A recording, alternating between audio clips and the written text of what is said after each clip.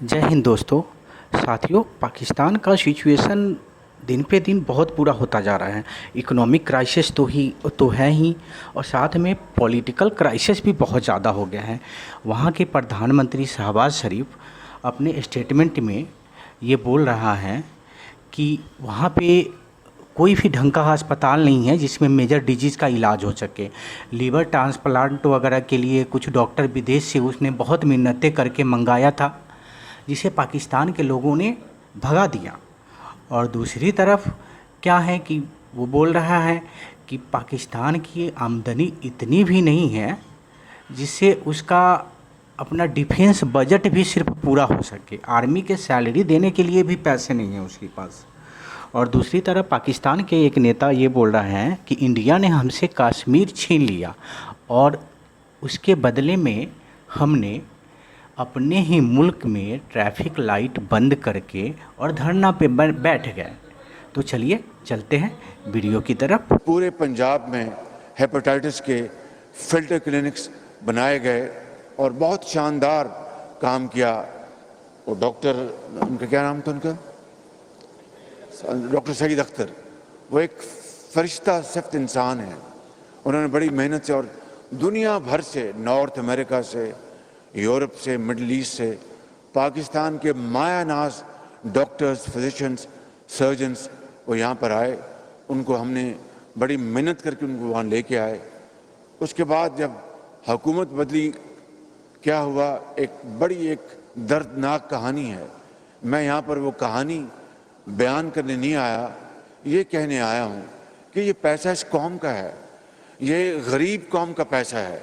और आप जानते हैं कि हमारी जो कौमी आमदन है उससे बड़ी मुश्किल से डिविजिबल पूल के बाद जो बचता है वफाक के पास, बड़ी मुश्किल से आप अपनी जो आपकी जो लोन्स हैं उनके सर्विस करते हैं, इंटरेस्ट आप बड़ी मुश्किल से अपनी अफवाज पाकिस्तान की दफ़ा की जो खर्चात पार्टली पे करते हैं, और उसके बाद फिर कर्ज ही कर्ज है।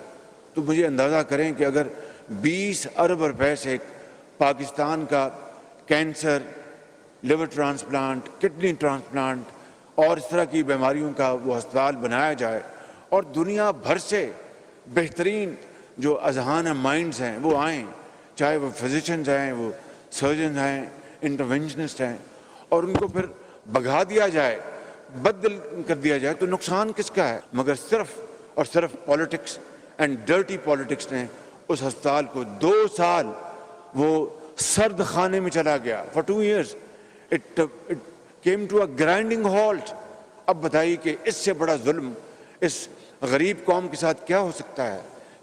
कश्मीर को हथियार लेने के बाद का जो पाकिस्तान का रद्द-ए-अमल है वो क्या है कि वजीर आजम ने कहा कि मैं वजीर आजम समेत पूरे मुल्क के लोग जुमे के दिन अपने ही मुल्क में ट्रैफिक लाइटों को बंद करके रेड करके आधे घंटे तक रोड पर खड़े रहेंगे, ट्रैफिक जैम करके।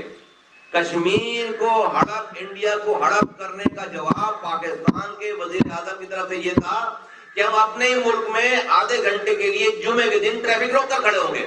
ये था जवाब कश्मीर का। तो भाई, अगर अमेरिका के खिलाफ कोई बयानिया बनता था या बैरूनी साजिश का बयानिया बनता था तो कश्मीर का के मसले पे बनना चाहिए था, उस दौरान बनना चाहिए था। कश्मीर अमेरिका के आशीर्वाद से, अमेरिका की सरपरस्ती से इंडिया ने कश्मीर ले लिया, और हम पाकिस्तान का वजीर आजम ये कर रहा था कि वो जुमे के दिन ट्रैफिक लाइट रोककर और पूरी कौम को कहता है कि ट्रैफिक लाइट पर आधे घंटे खड़े रहो अपने मुल्क में, इससे कश्मीर आजाद होगा, इससे कश्मीर आजाद हो गया। और वो जुमे के दिन वाला ड्रामा भी, आधे घंटे ट्रैफिक लाइट के ऊपर खड़े रहने का ड्रामा भी, सिर्फ 4-5 हफ्तों से ज्यादा आगे नहीं चला। तो आप इमेजिन कर सकते हैं कि दुनिया को हमसे दुश्मनी करने की जरूरत नहीं है, दुनिया को हमसे जो है वो कोई हम पर मेहनत करने की जरूरत नहीं है। हम लाफिंग स्टॉक बन गए पूरी दुनिया में, हम मजाक बन गए। हमारा सारा न्यूक्लियर पावर, पाकिस्तान, इंडिया ने कश्मीर ले लिया, 75 सालों से केस लड़ रहे हैं, और हमारा जवाब ये कि हम जो है वो अपने ट्रैफिक लाइट को रोककर, अपने ट्रैफिक लाइट को रेड करके हम खड़े हो जाएंगे, हम खड़े हो जाएंगे अपने अपने मुल्क में। اور اس کے بعد جو ہے وہ ساری چیزیں آپ کے سامنے ہیں. کرتے کرتے میں آپ کو اب اس میں ساری چیزیں آپ کے سامنے ہیں. مہنگائی کہاں چلی گئی, گورننس کہاں چلی گئی, لوکل گورنمنٹ کے الیکشن نہیں کر